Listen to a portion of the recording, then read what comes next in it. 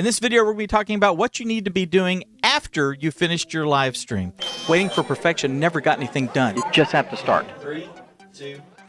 Hey, welcome to the Church Media Guys show. And if you're wanting to learn how to leverage and make the best use out of the media and technology that's sitting around you so that you can take the gospel to the world, then you can start now by clicking subscribe and ringing the bell for the notifications, ba-ding, ba-ding, that little thing. So it'll tell you when we're doing stuff like this right here, the Church Media Guys show. I've got something. I was snooping around the internet, and I found something that I just have to share with you. Look what I got. It's Justin. What's going on, guys? I'm here. I'm back. If you've been out of the loop, as I have, my family, myself, everyone's just been sick for the last 2 weeks, on and off, getting each other re-sick. It's just been a nightmare. So finally we're pretty much back to, I was feeling 100%, and then I got on the Skype call with Dave, and I'm down to about 95%. So I'm going down, so we got to get this show started before I get back to zero and I'm knocked out again. But I am very glad to be here and very glad to see Jordan, Pete, Chris, Eddie, all you guys in the chat. Very happy to have you guys, and I'm ready to get back into things. It's been a nice vacation, but yeah, let's. Well, you've been hacking up lungs and stuff like that. Let's get going again. I feel bad because I'm still posting in the Media Hacks group, and then I just don't get to reply as much or spend as much time in there because I'm like falling asleep already. So I fell asleep before the live stream, and I woke up and I was like, "Oh man, let's go!" Oh. My body's still. Do you have the kissing disease? No. Okay. Mono? No. Yeah. They did think maybe Jill had it. Because of her symptoms, but who's she been kissing? she's too little. No, it was just a crazy flu-like virus. It wasn't the flu, but it was something like it. Yeah. So it was. I'm glad you're almost back to normal. Today we're going to be talking about the workflow or what you should be doing.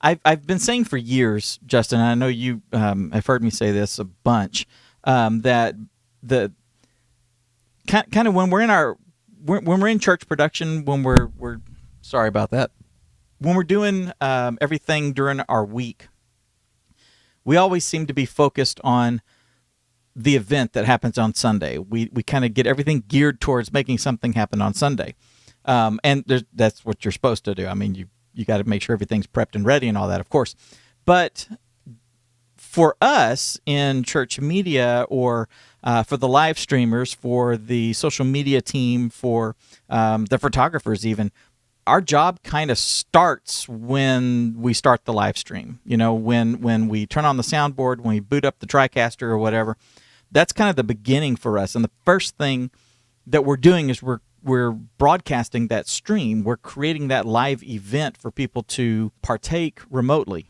right?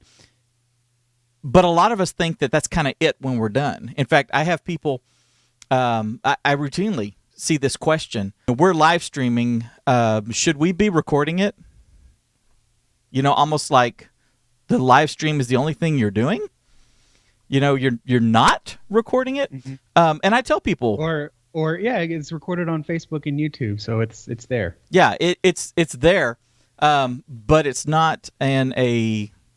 It's not in a readily usable form. You end up on Facebook and YouTube. You end up needing to trim it if you're going to get something usable out of it. I always say that those are your backups. But I tell everybody, yes, you need to be recording it. You need to have a local copy of it on the hard drive or on a backup hard drive or something, in case everything gets all wonka-jawed. You still have this really great series that your pastor just finished doing. But the question is, what do you do after that? One of the questions we get tons of times a week, how to create content for social media, how to engage on social media, how to just get more views, get more people, and then they want to know what content to create. It seems like a really common conundrum that people have to do it. I want to tell you, your live stream is a perfect source for, a ton of content. Wouldn't you say? Yeah, 100%. I view it as something that's just kind of come to mind as you're talking, and I'm like, I've seen this all before. Where have I seen this? Oh, yeah. I'm in Houston. And I'm a baseball fan. I follow the Houston Astros. Yes, get all your boos out of the way. No one likes the Astros right now.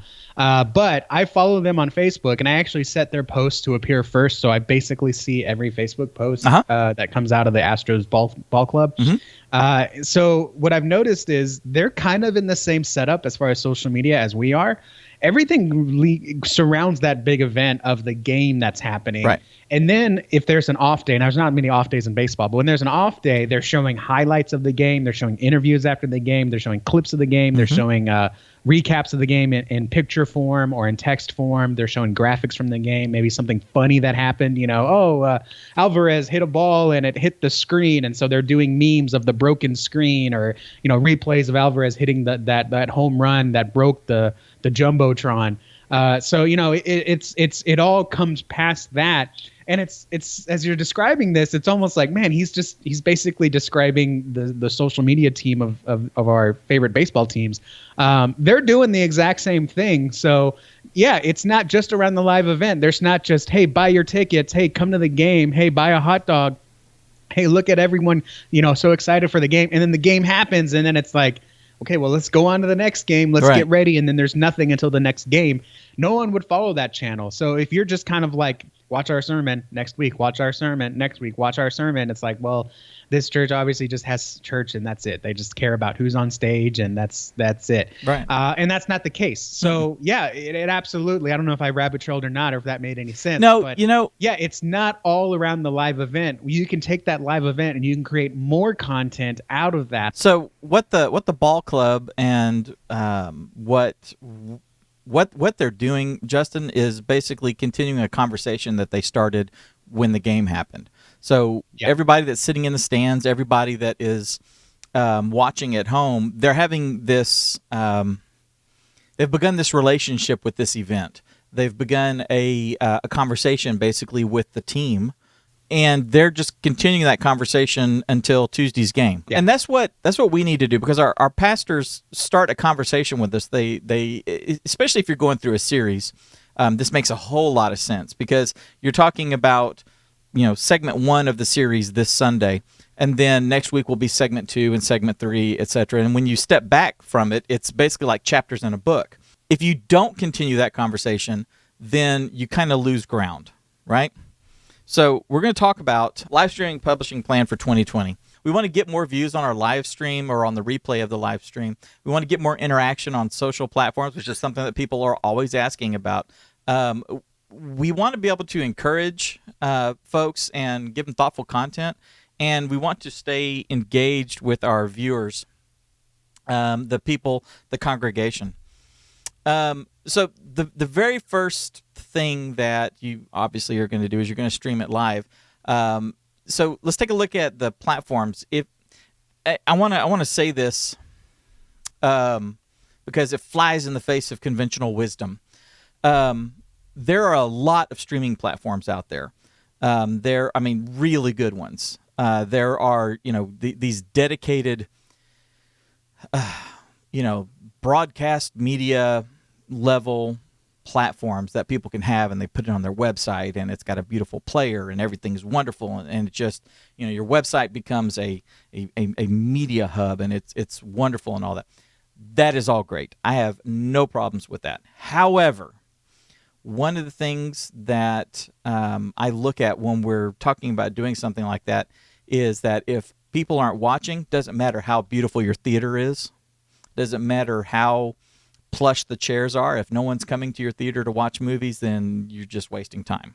So in this case, if you've got a fantastic player and no one knows, nobody, I don't know anybody that routinely wakes up on a Sunday morning and thinks, I've got to go to BillandTed'sExcellentChurch.com and watch the live stream.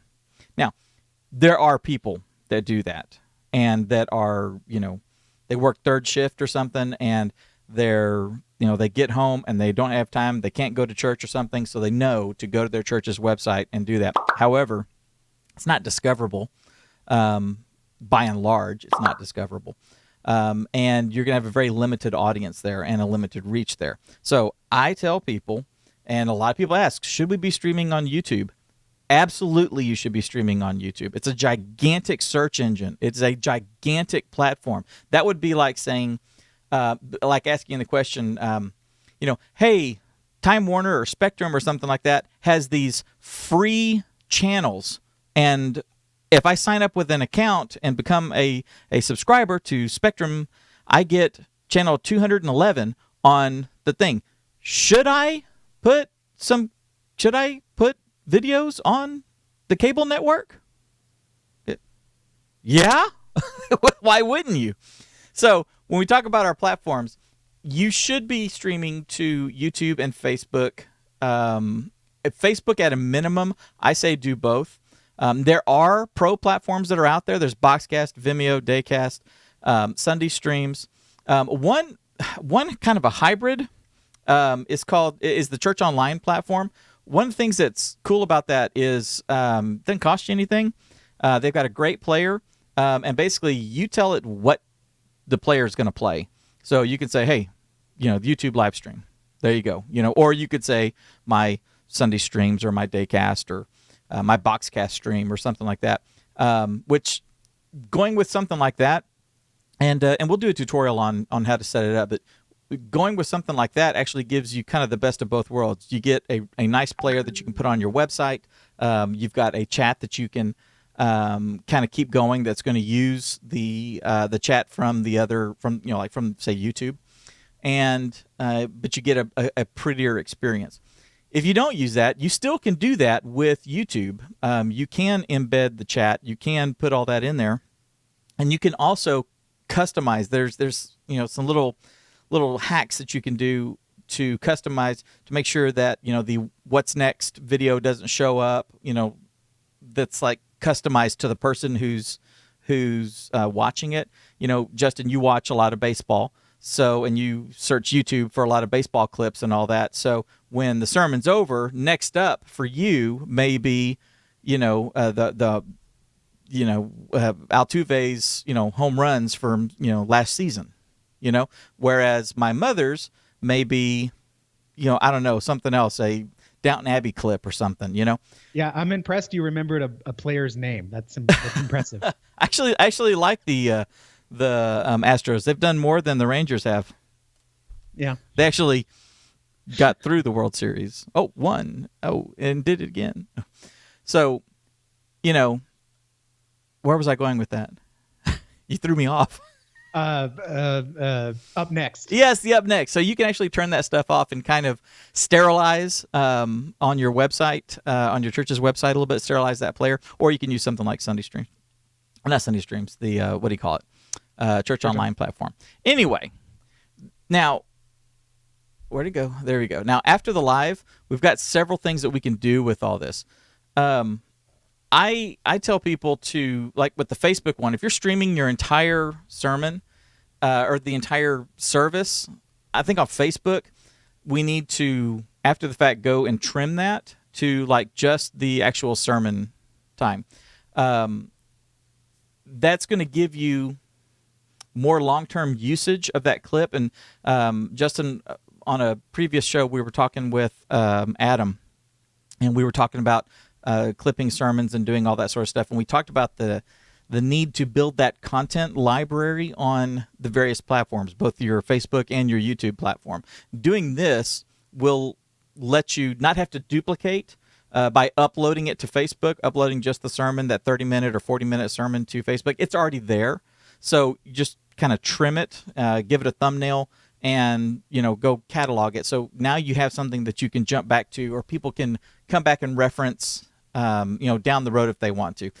The reality is on Facebook, you're not going to get a whole lot of repeat traffic on a 45-minute video, at least not now. No telling what's going to happen in time. I say it's best to have it there, even if no one's going to look at it for a while, that maybe, Facebook, Facebook Watch, maybe that takes off someday, and next thing you know, you've got a ready-made channel.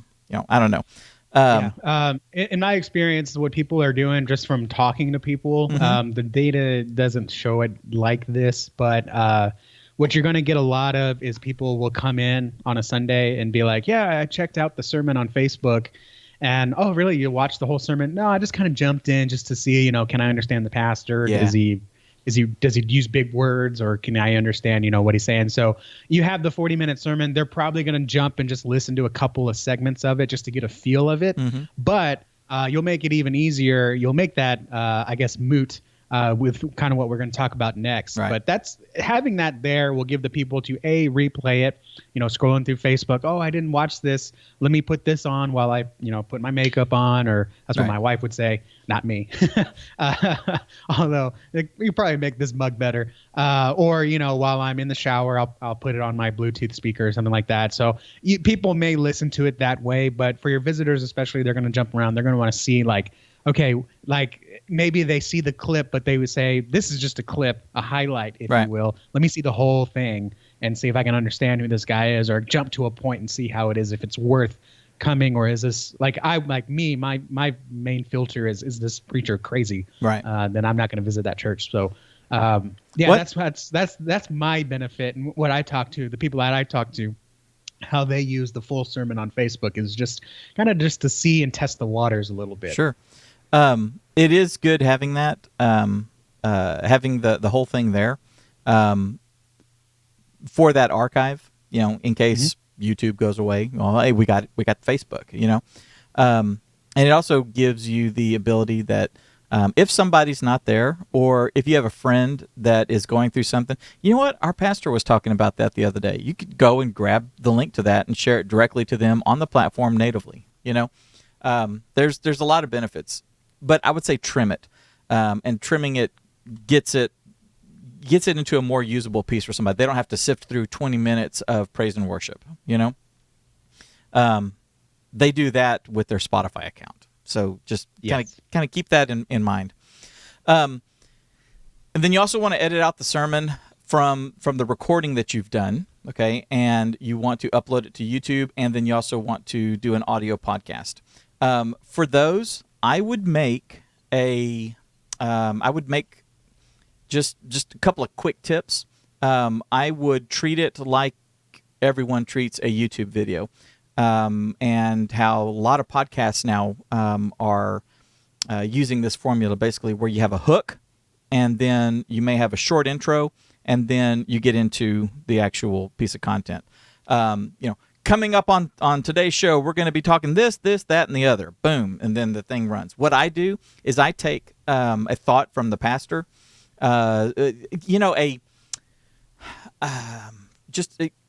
maybe something that almost sounds controversial, and I'm not talking about something that's really controversial. He said something a couple of weeks ago. He said, "My job as a Christian is not to be your pastor. My job is to bring people to Christ," And so that's saying that my job as a Christian is not to be your pastor, as he's standing up there being the pastor. You know what I'm saying? That sort of a thing kind of makes people go, wait, what? What did he just say? But that tickles their fancy, and gets them into the next 30 seconds of the video, which is a short intro, and then gets into the meat. So that production value just makes you look a little bit more better. Cleaner, more professional, more like we know what we're doing. You follow? Yeah, 100%. It can get kind of boring when it's just you press play and it's like, all right, guys, thank you all for being here. It's good to see you. Or a 5-minute countdown. I just flew in last night and my arms are tired. So let's open up our Bible and go to John 4. Would you please stand as we read? I'm already mentally checked out. Exactly. But if you started off with that, my job is not to be your pastor. And it's like, whoa, what? Isn't that his job? I will get through that intro. Exactly. All right, and then immediately, and I'm like, boom, hi. Okay, tell me, what's he talking about? So yeah, exactly. Absolutely. And the hook, I mean, if your pastor is comfortable with this, I would do two things. Number one, the pastor I'm working with a fantastic client that's working 8 weeks out on his sermons, and he knows exactly what every week is going to be. By the time I do the graphics package for him 8 weeks ahead, I would sit down with him and I would say, hey, can you give me a quick teaser? Let's just bang them all out right now, because you know exactly what's happening these 8 weeks. And then he just sits down for 20 minutes with you and just records them. And now you've got that, hey, this is Pastor Joe. Today we're talking about being a Christian first and being a leader second. What does that mean, and how does that affect you? Because you may be, or being a family member first and then a ministry volunteer second, Right. and maybe your ministry is hurting your family. That's what we're talking about today. And then welcome to the Bill and Ted's Excellent Church podcast, and whatever it is going to be. Or if your pastor is comfortable with this, you can do it. And if you're comfortable with it too, you can give it. You don't have to introduce yourself. You just say, hey, welcome to the Bill and Ted's Excellent Church podcast. Today, Pastor Joe's going to share a brief word with us about how ministry could possibly be impacting your family. Mm-hmm. It's really good stuff whether you're listening on the road. And if you have any questions, please email us at info@billandtedschurch.com. Let's get to it. And then you go right into the sermon, or you play a little intro. Like, you don't have to introduce yourself. Hey, my name is the church media volunteer guy, and I'm just doing this because Pastor Joe's not. No, you don't have to do that. Just, welcome. Or if you got a volunteer, you got a younger person with more energy, that's fine too. Use them and have them come in. And it becomes an issue if you have to do it every week. But if you can knock them out in chunks, that's a huge thing. So, yeah, absolutely 100% with that teaser. Again, listen to your own favorite podcast. How do they do an introduction? Model it off after them.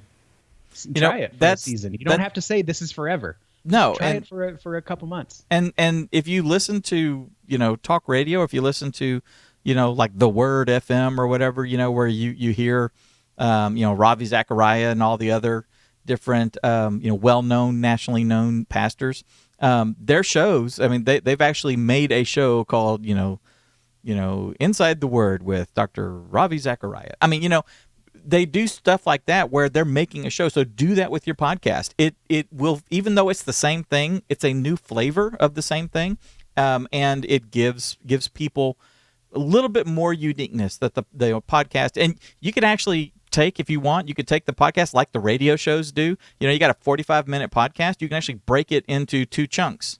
Yeah, you've got part 1 and part 2, and release them, one on Monday and then one on Wednesday. You've got some flexibility with that.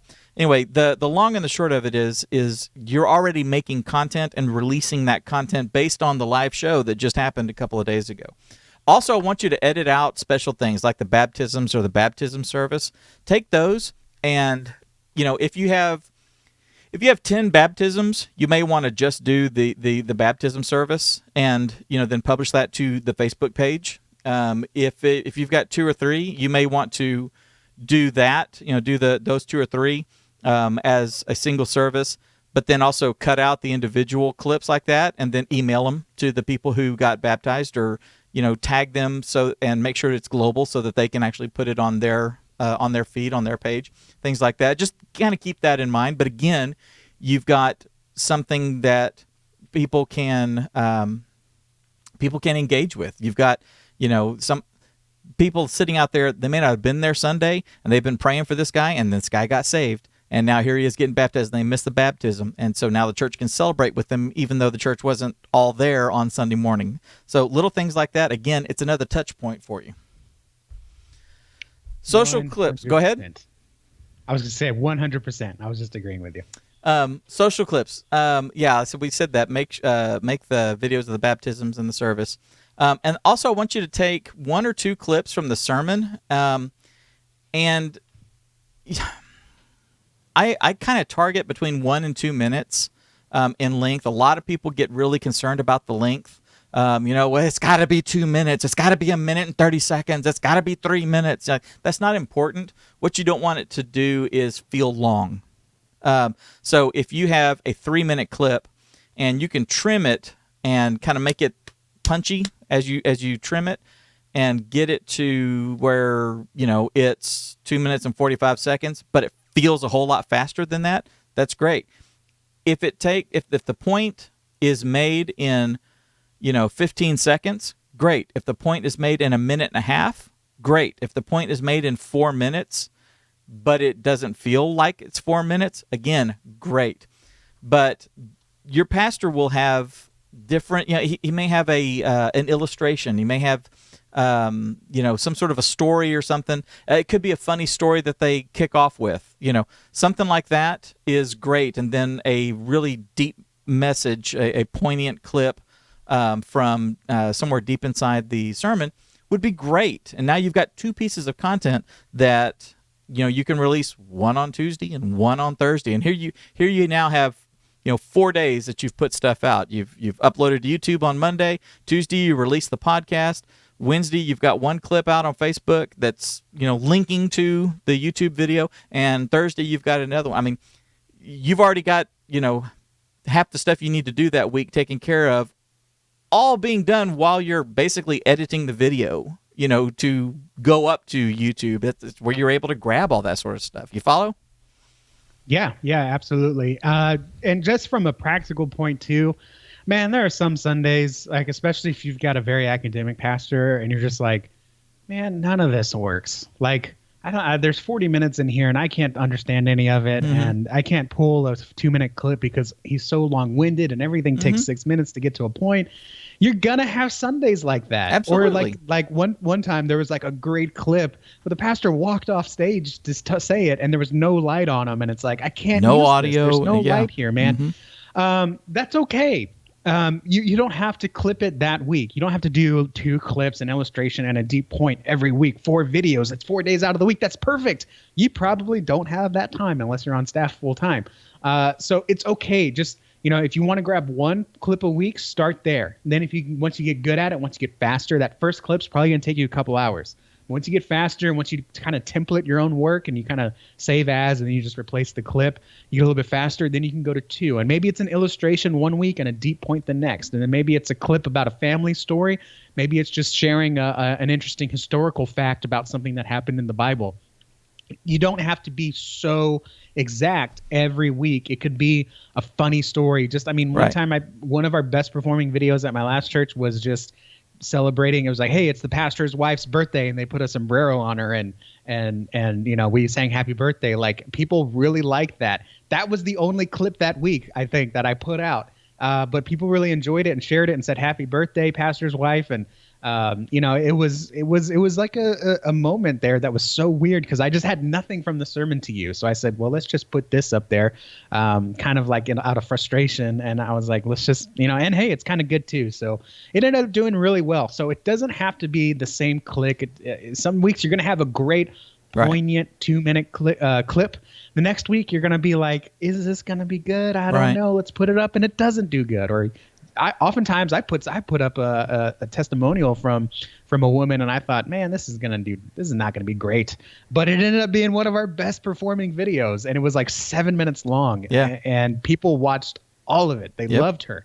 And so you'll surprise yourself. So you gotta, don't stay too rigid, and don't be upset if it takes 6 minutes to make a point. Try it. See check the data. If people like it, if people watch it, do more of it. If you put up a great clip and you realize, okay, people really don't care about historical fact illustrations, don't do those again. Look for something else. It's all about trial and error and trying it for a season. Okay. Don't just do it 1 week and say, no one watched it. This doesn't work.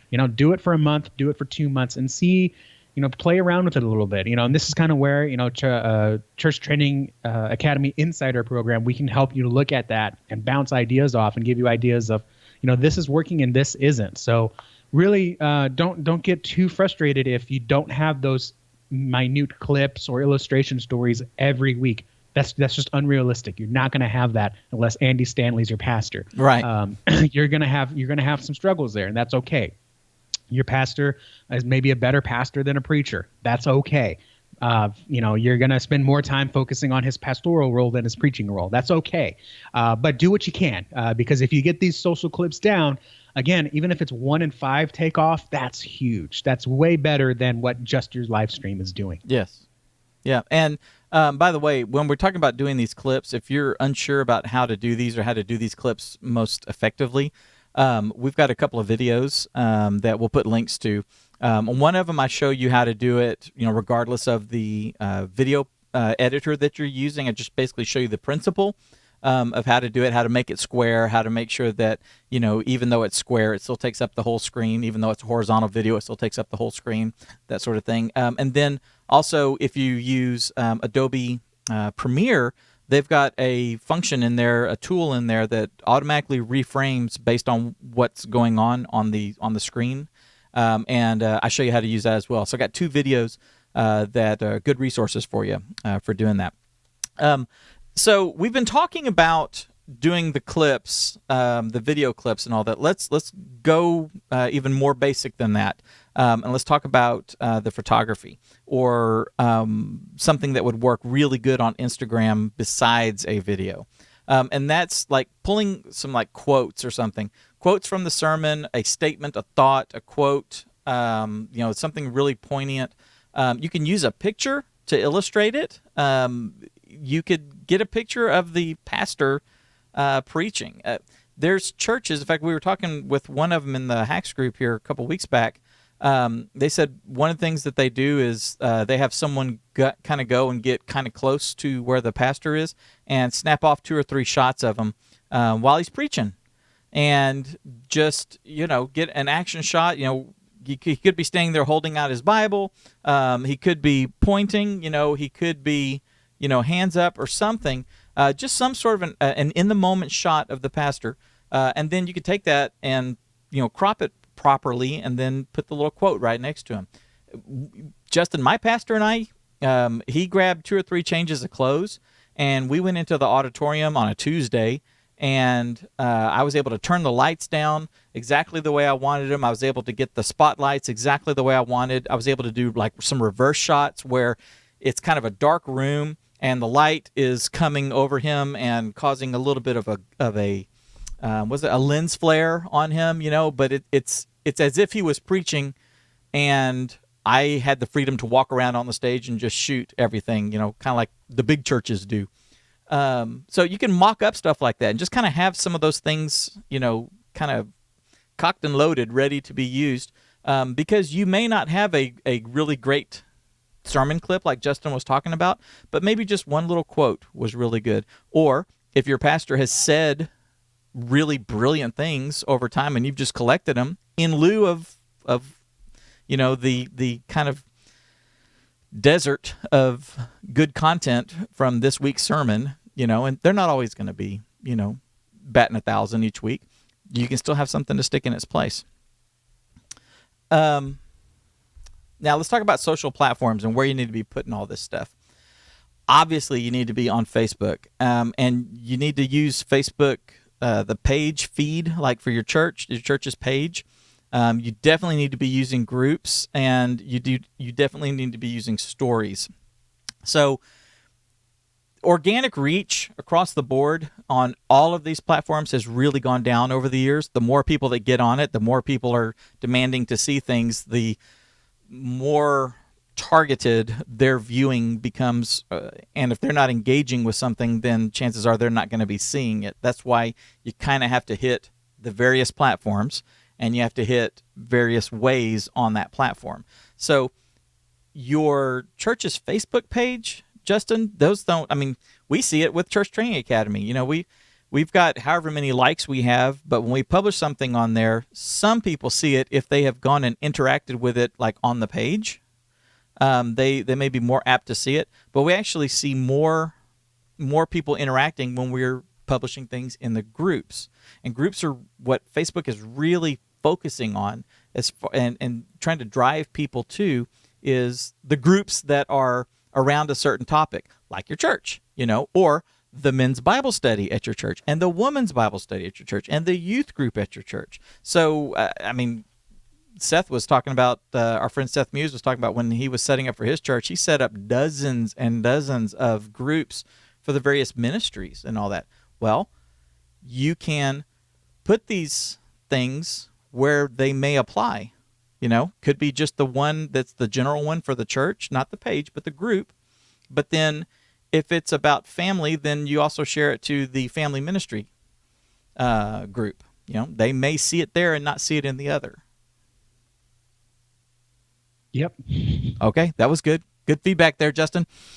And you definitely want to use 47%, Dave. Yeah, sorry. You definitely want to use stories as well. Stories is kind of it's a new concept to a whole lot. Once you wrap your brain around it, it can be really powerful and a great way to engage daily or semi-daily or bi-daily or whatever.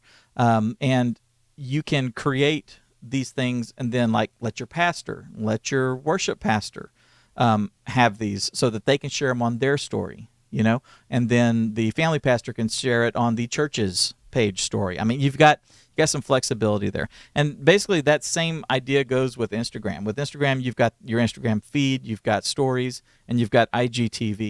And what's really cool about IGTV is if you share a video, upload a video that is like more than a minute, then it will allow you to finish it in IGTV. So, you got a 5-minute clip, and the first minute of it shows in the feed, and it says to continue watching, click here, and click there, and it kicks over to IGTV. Then when they're on IGTV, they can see other things that may be related to that. It's an algorithm just like on Facebook, or maybe other things from your IGTV channel. So be thinking about that. And you can do it with, you can make video from your still images as well. I mean, with like meme text and stuff like that, you've got a whole bunch of flexibility there. And stories as well. And the stories go away, what, 24 hours? Yeah. On both? Right, Facebook and Instagram.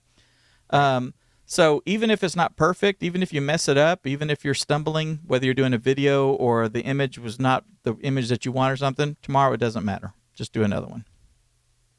And Justin, did you know that YouTube has a community tab on your channel? Did you know that? I know of it. Yeah. So it's something that I'm wanting us to make more use of with our channel. But your YouTube channel has a community tab, and I don't remember if there's a certain threshold for like subscribers or videos or views or something like that before it's turned on. Be looking for it though. Think of it as Facebook for YouTube. I'm getting ready to sneeze. Say something, Justin.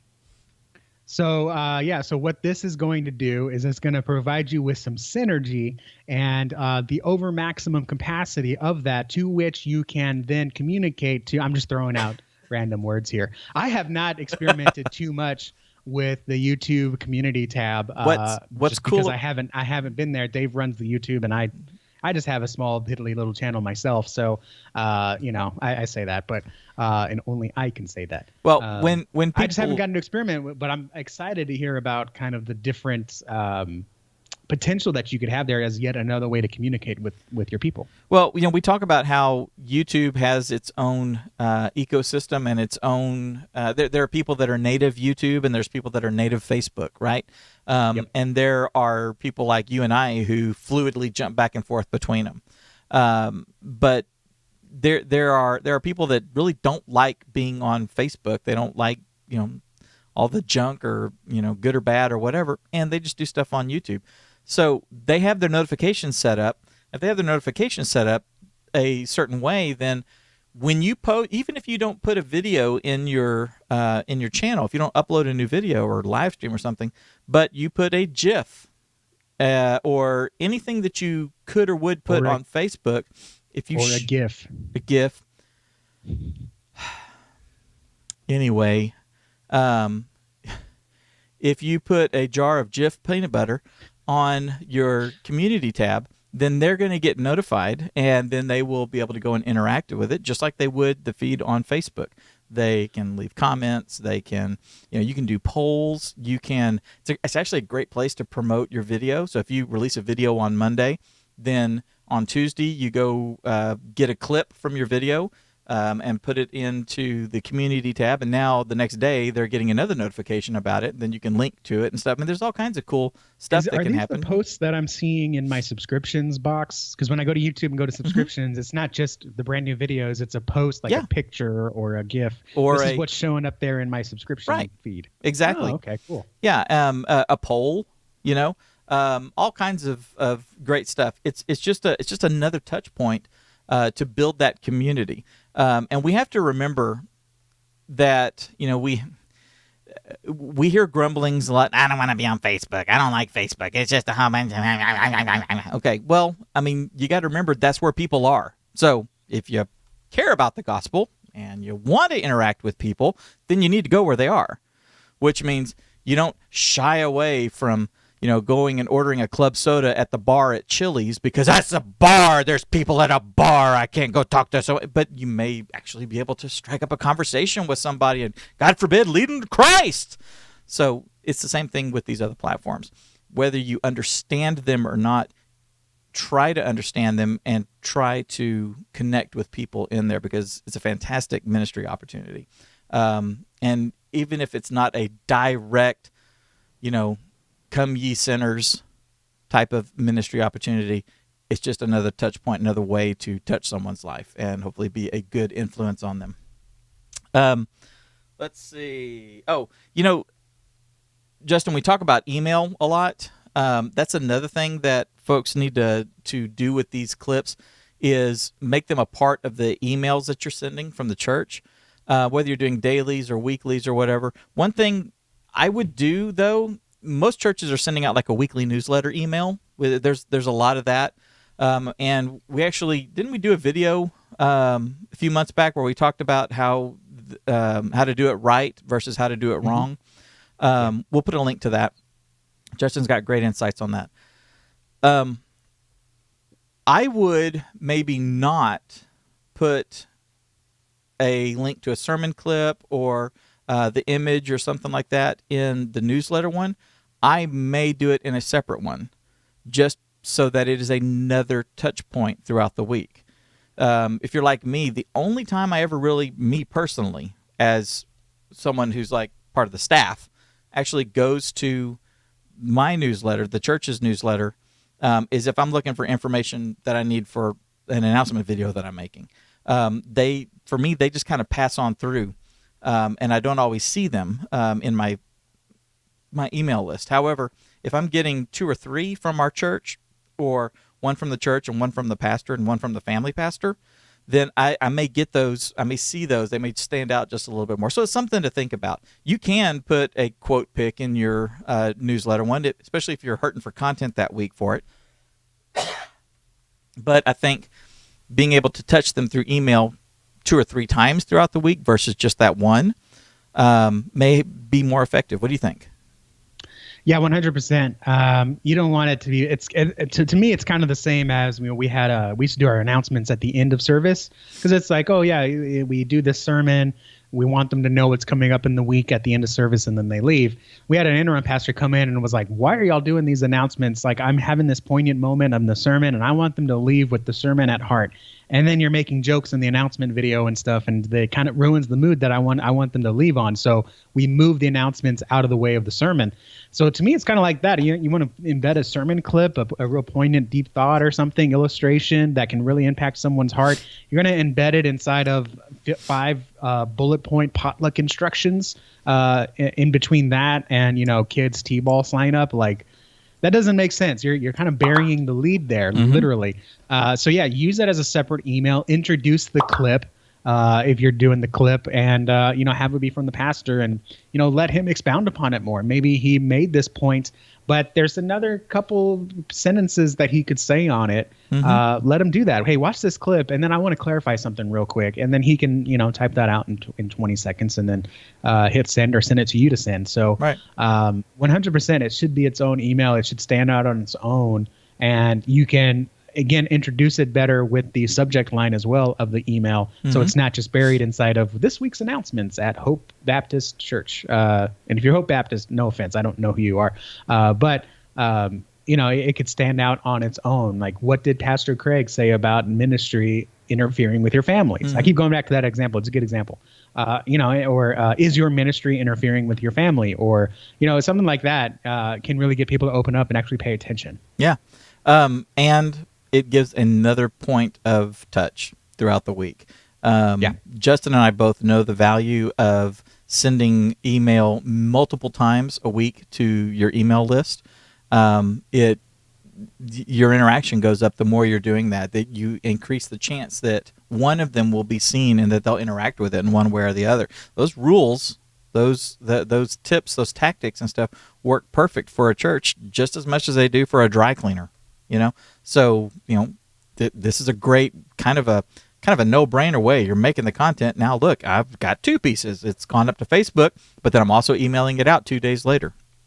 So basically, the rule is continue the conversation throughout the week. And let me caution you, because if you're waiting for perfection, it's not coming. You just need to start doing this. And that is a mantra that I finally articulated down to a couple of sentences. And we've been saying it basically for, since the beginning. Get started. Don't worry about it being perfect. Don't worry. I don't have all my ducks in a row for doing this and stuff. Dude, can you upload something to Instagram? Okay.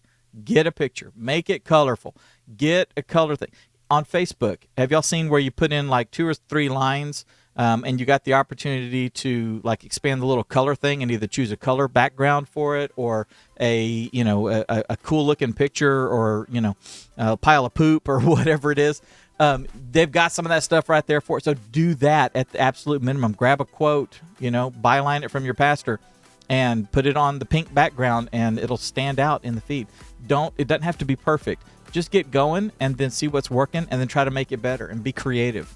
And like I said, a lot of this stuff, Justin, can be done that Monday morning if that's your where you start with getting the trimming up the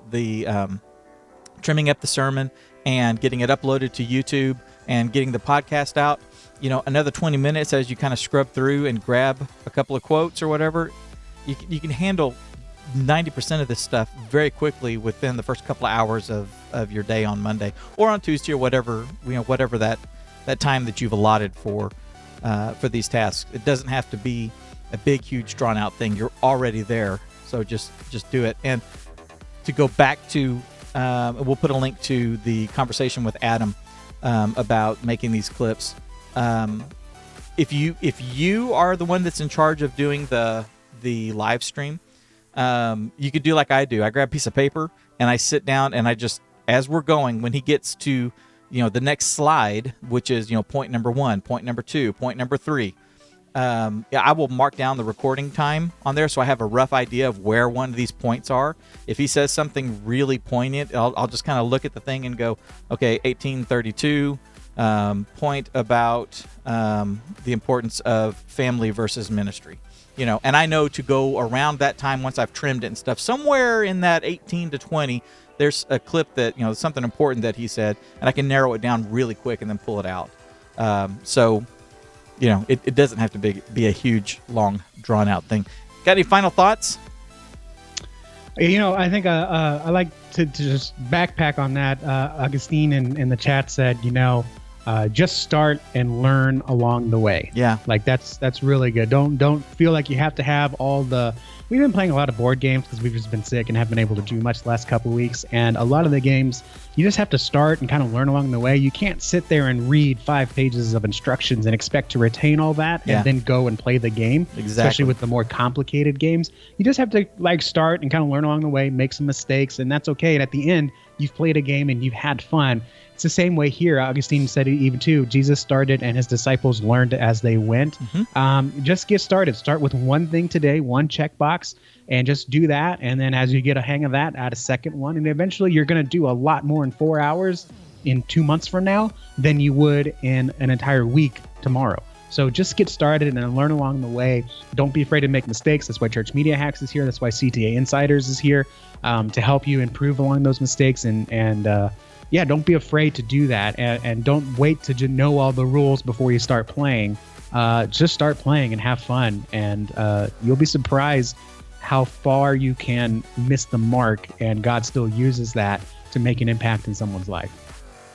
And we've got some resources that we've got listed below for you. So the videos that we've referenced and the Hacks group and all that sort of stuff, we've got links in the description right there. So just click on those. And Justin and I love you, and we'll see you in the next video.